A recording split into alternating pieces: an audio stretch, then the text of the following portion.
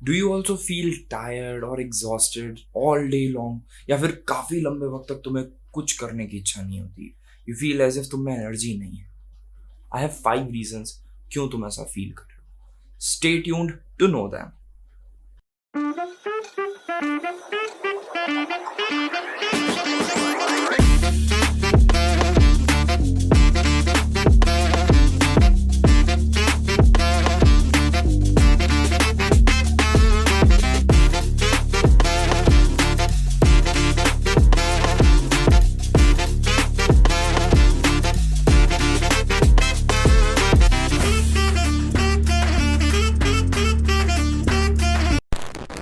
So reason number 1 is you not getting enough sleep.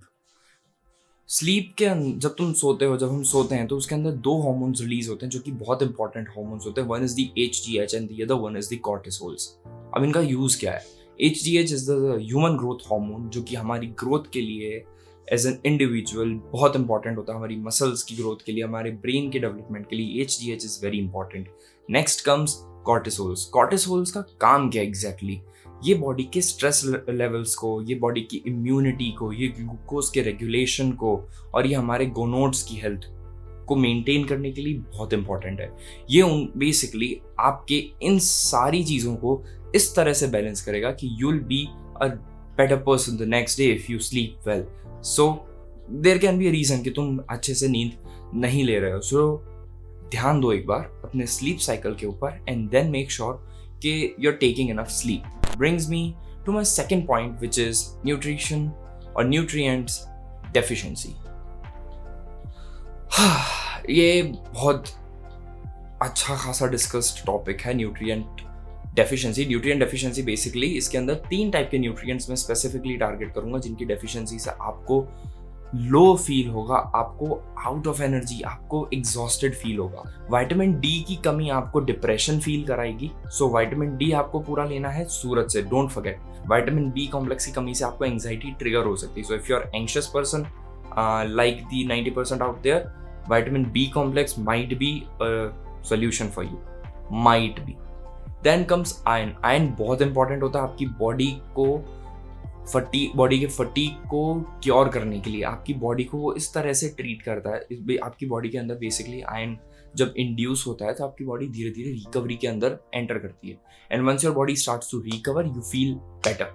So nutrients deficiency is also one of the major reason today for you to feel tired and out of order. Then comes the third point.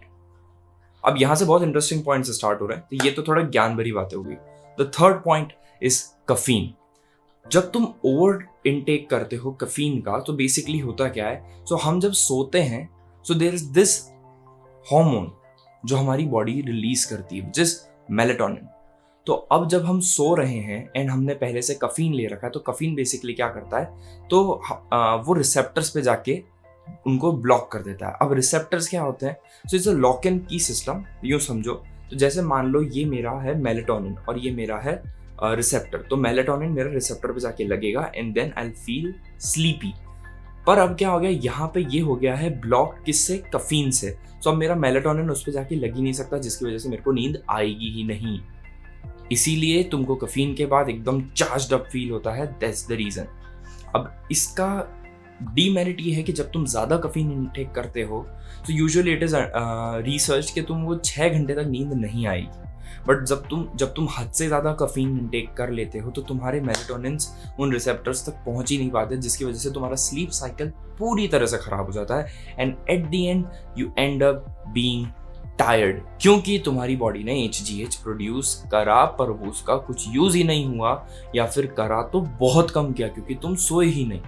So that's the importance of your sleep. So don't take it for granted. Next comes the fourth point. Interesting है, मेरे साथ वही होता है usually. It's inadequate hydration.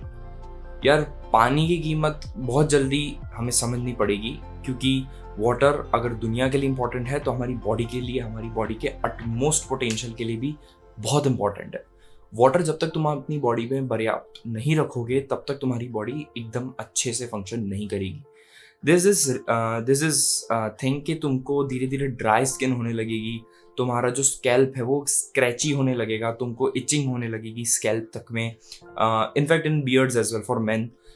तुम्हारी जो normal skin है वो भी ऐसे ऐसे ड्राई सी हो जाएगी। वो तो दूसरे साइड इफेक्ट्स है।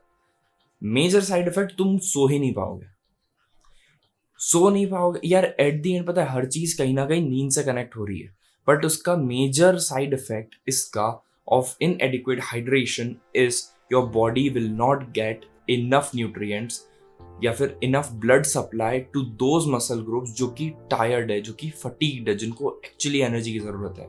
वो तुम्हें एनर्जी मिलेगी कहाँ से? एनर्जी क्या है? सप्लाई ऑफ न्यूट्रिएंट्स जो उस पर्टिकुलर पार्ट ऑफ बॉडी को चाहिए। बट जब तुम्हारी बॉडी के पास उतना पानी है ही नहीं टू सप्लाई दैट एनर्जी, तो वो चीज टू सप्लाई दैट न्यूट्रिएंट्स, तो वो चीज होगी कैसे? That's why water is very important. Now comes the last point, the fifth point, which is dietary imbalances. अब यार डाइट डाइट डाइट, मैं मेरे इंस्टाग्राम पे भी बहुत दफ़ा बोल चुका हूँ, यूट्यूब पर भी बहुत दफ़ा बोल चुका हूँ। It's very important for you to take care of your macros and micros. दोनों बहुत इंपॉर्टेंट है, दोनों का ख्याल रखना, क्योंकि अगर तुम अपना प्रोटीन्स, अगर तुम अपने कार्बोहाइड्रेट्स, अगर तुम अपने फैट्स, अगर तुम अपने इन सब का ध्यान रख लोगे, स्टिल तुम मिनरल्स का ध्यान नहीं रख रहे हो, तुम वाइटामिन्स का ध्यान नहीं रख रहे हो। वो बहुत इंपॉर्टेंट होता है। Micronutrients are equally as important as macronutrients. अब डाइटरी इन इम्बैलेंसेस का क्या सेंस हुआ इसके अंदर कि हम अक्सर कुछ ऐसा फूड खा लेते हैं जिससे कि हमारा जो हार्मोनल सिस्टम है वो थोड़ा इम्बैलेंस होने लगता है। सो यार बहुत बेसिक सा कॉन्सेप्ट मैं तुमको बताता हूँ। अगर तुम कहीं से खाना खा रहे हो, if you are going out for a dinner, if you are going out for lunch, if you are going out for any meal, do make sure कि तुम उसके मैक्रोज और माइक्रोज थोड़ा सा आकलन कर लो, थोड़ा सा मोटा मोटा एनालिसिस कर लो that okay this particular food has this much of fats, this much of proteins, this much of carbohydrates. ये तो हो गए मैक्रोज। अब माइक्रोज में क्या, उसके अंदर क्या है? चीज है, चलो ठीक है, तुम्हारे फैट्स मीटअप हो रहे हैं। अगर उसके अंदर लेट्स से बटर है, तुम्हारे फैट्स मीटअप हो रहे हैं, तुम्हारा ओमेगा 3 मीटअप हो रहा है कुछ हद तक। लेट्स से अगर उसके अंदर वेजिटेबल्स है, let's say if it has tomatoes, if it has potatoes, if it has capsicum या कुछ ऐसी वेजिटेबल्स है, प्रेफर करो कि तुम हाई वेज चीज़ मंगाओ, हाई वेजिटेबल कंटेंट की। अगर तुम वेज हो तो, अगर तुम नॉन वेज हो तो स्टिल उसके अंदर प्रेफर करो कि उसके अंदर थोड़े वेजीज हों, क्योंकि तुम्हें न्यूट्रिएंट्स, जो माइक्रो न्यूट्रिएंट्स है वो वेजिटेबल्स से ही मिलेंगे। So if you like this video, do hit that like button, subscribe करे बगैर जाना मत, एंड जितने लोगों के साथ शेयर कर सको उतने लोगों के साथ शेयर करो, क्योंकि यार रिकवर करने का चांस सबको मिलना चाहिए। So till then, see you next time, अपना ख्याल रखना, बाय बाय।